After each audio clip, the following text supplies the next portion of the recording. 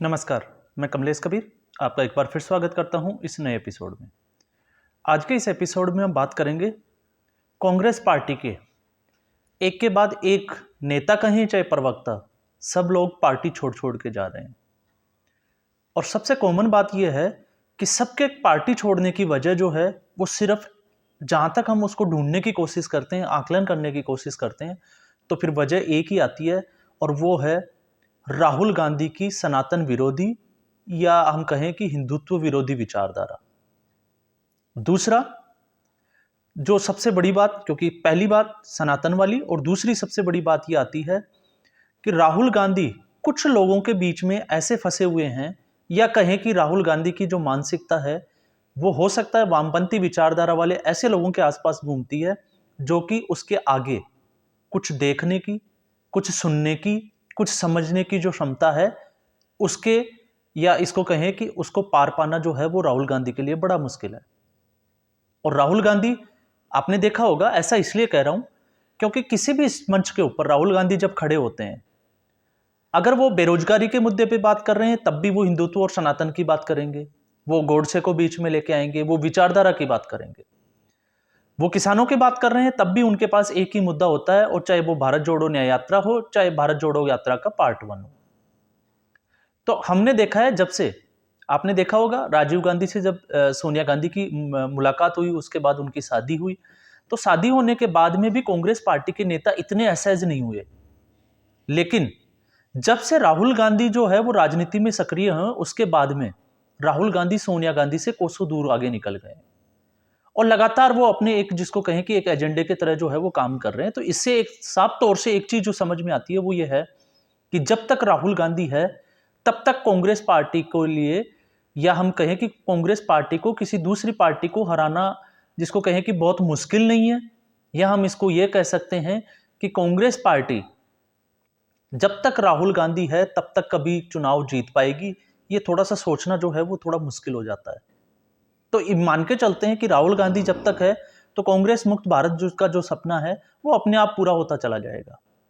अब चाहे आप कुछ भी कहिए, चाहे राहुल गांधी जो है वो राजनीति के लिए फिट नहीं बैठते, या उनका सोचने का तरीका नहीं है, या वो परिपक्व नहीं है, अब हम उसको कोई भी बात से हम जो है उसको कह सकते हैं।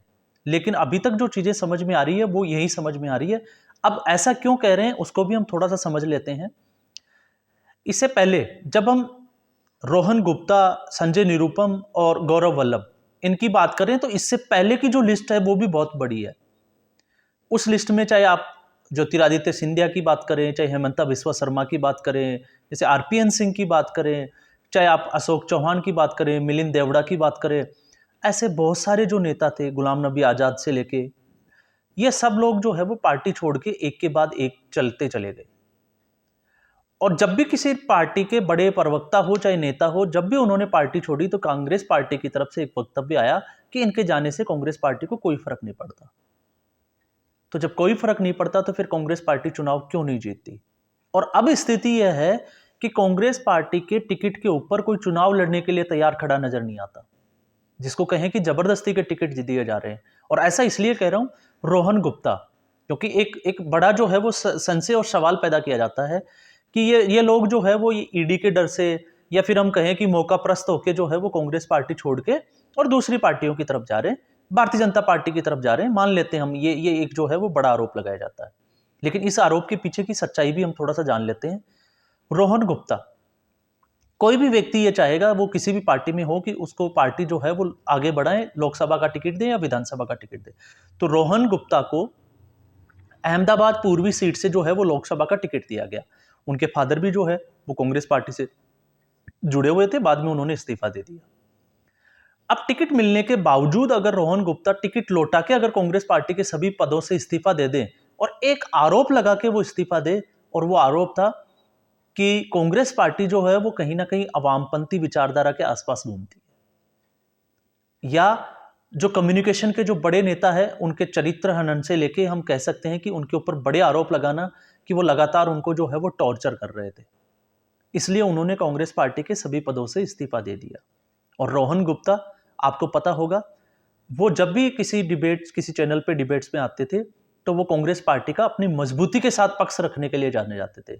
लेकिन आज कांग्रेस पार्टी में जब सुप्रिया सिन्हा जैसे प्रवक्ता आ गए तो उसके बाद में आपने देखा होगा सुप्रिया सिन्हा वो किसी को उल्टा सीधा कहना, गाली गलौज करना, बेतुके बयान देना, सिर्फ और सिर्फ इनके लिए जानी जाती है।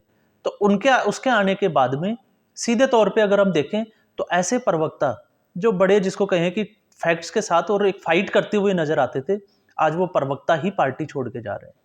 तो रोहन गुप्ता लोकसभा का टिकट दिया गया, टिकट उन्होंने वापस लौटाया, चुनाव लड़ने के लिए उन्होंने मना किया और उसके बाद में पार्टी की सभी जिसको कहें कि प्राथमिक सदस्यता से उन्होंने इस्तीफा दे दिया। ये मार्च के महीने की बात हम कर रहे हैं। कल जब संजय निरुपम महाविकास आघाड़ी का जब से ये संगठन बना है उसके बाद में उन्होंने कांग्रेस पार्टी को कहीं ना कहीं जो है वो कटघरे में खड़ा करना, एक सवाल उठाना उसने शुरू किया। और उनका जो है वो लाजमी भी था कि जिस शिवसेना के साथ कि कांग्रेस पार्टी की विचारधारा मेल नहीं खाती तो उसके साथ अगर वो गठबंधन करते हैं तो उसका नुकसान जो है वो कांग्रेस पार्टी को होगा। और कांग्रेस पार्टी के नेताओं की सीटें जो है वो दूसरी पार्टियों को, आपने ये भी एक बड़ी चीज देखी होगी, जब से इंडी गठबंधन बना है इस अलायंस के बाद में कांग्रेस पार्टी ने अपनी कुछ ऐसी सीटें हैं जिनके पास में उनके पास नेता होते हुए लोग होते हुए जो है वो दूसरी पार्टियों को वो देते जा रहे हैं दबाव में आके। तो इससे जो है संजय निरुपम ने, आपने कल ही देखा होगा, उन्होंने कहा था कि कांग्रेस पार्टी अपनी ऊर्जा को जो है वो चुनाव प्रचार के लिए खर्च करे, इन पार्टियों के ऊपर खर्च ना करे। और उसके बाद में मल्लिकार्जुन खड़गे ने एक एक्शन लेते हुए 6 साल के लिए उनको निष्कासित कर दिया। और इससे पहले भी आपने देखा होगा आचार्य प्रमोद कृष्णम जो कट्टर कांग्रेसी हुआ करते थे और आज भी उन्होंने कोई पार्टी अभी तक ज्वाइन नहीं की और उनको भी जो है वो 6 साल के लिए निष्कासित कर दिया था। और दोष इतना ही था, कांग्रेस पार्टी को वो डिफेंड करते थे, उसकी विचारधारा से वो सहमत थे, लेकिन दोष इतना ही था वो गाए बगाए जो है वो जिसको कहें कि चंडाल चौकड़ी की बात हमेशा करते थे। तो ये चंडाल चौकड़ी वही चौकड़ी आ जाती है जो राहुल गांधी के आसपास घूमती है। और उसके बाद उनको 6 साल से निष्कासित किया गया। और ठीक ऐसे ही संजय निरुपम के साथ हुआ। और संजय निरुपम महाराष्ट्र की राजनीति में ये भी बहुत बड़ा जो है वो अपना एक रोल रखते हैं कांग्रेस पार्टी के लिए। और उन्होंने जो है वो जैसे ही उनको निष्कासित किया उन्होंने तुरंत जो है वो कांग्रेस पार्टी छोड़ दी, इस्तीफा दे दिया। और उसके बाद में आज सुबह गौरव वल्लभ का वाकया जो है वो बड़ा दिलचस्प हो जाता है, क्योंकि गौरव वल्लभ और संबित पात्रा की टक्कर आप लोगों ने देखी होगी। और अगर आप लोगों ने नहीं देखी तो मैं आपको ये सजेस्ट जरूर करूंगा कि आप आज तक वगैरह ऐसे न्यूज चैनल है जिनके ऊपर गौरव वल्लभ और संबित पात्रा की बड़ी तीखी बहस हुआ करती थी। और वो हमेशा जो है वो कांग्रेस पार्टी के जिसको कहें कि डिफेंड करने के लिए जो है वो बड़े अच्छे डिफेंडर माने जाते थे। और उन्होंने भी जो है वो अचानक से, अब इसमें भी वही बात आती है क्योंकि कांग्रेस पार्टी ने गौरव वल्लभ को भी 2-2 बार विधानसभा चुनाव लड़ाया है। अच्छे पढ़े लिखे हैं, प्रोफेसर लगाते हैं, सीए का वो काम कर रहे हैं। तो ऐसा नहीं है कि वो जो है वो अनपढ़ लोगों की श्रेणी में है, लेकिन उनका भी जो है वो जब वो आप उनकी चिट्ठी देखोगे, आप सोशल मीडिया पे आपको पता चल जाएगा कि मल्लिकार्जुन खड़गे को उन्होंने जो चिट्ठी लिखी है उसमें कौन से आरोप लगाए हैं। आरोप वही हैं जो रोहन गुप्ता ने बात की, वही आरोप जो है वो संजय निरुपम, इसके अलावा और भी बहुत सारे जो नेताओं ने कांग्रेस पार्टी छोड़ी है।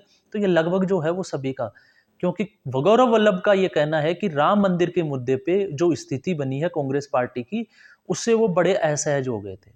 तो ये एक बड़ी वजह जो है वो मानी जाती है, क्योंकि कांग्रेस पार्टी के जो नेता जो टिकट पे चुनाव लड़ रहे हैं वो जब फील्ड में जाते हैं तो ये मुद्दा जो है वो उनके ऊपर हावी हो जाता है। और दूसरा, उन्होंने भी जो है वो जो जिक्र किया वो था वामपंथी विचारधारा, जिसके चलते उनका कांग्रेस पार्टी में बड़े सालों से, इसको हम कह सकते हैं कि उन्होंने कोई दिन की बात नहीं की, महीनों की बात नहीं की, कुछ सालों से उनका जो है वो दम घुट रहा था।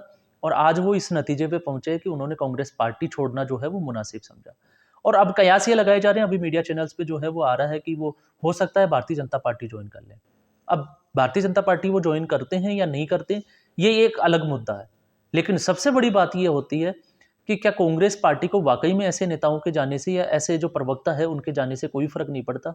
तो फर्क तो पड़ता है, क्योंकि कांग्रेस पार्टी लगातार जो है वो टूटती जा रही है और आज क्षेत्रीय दल जो है उसके ऊपर भारी पड़ते नजर आ रहे हैं।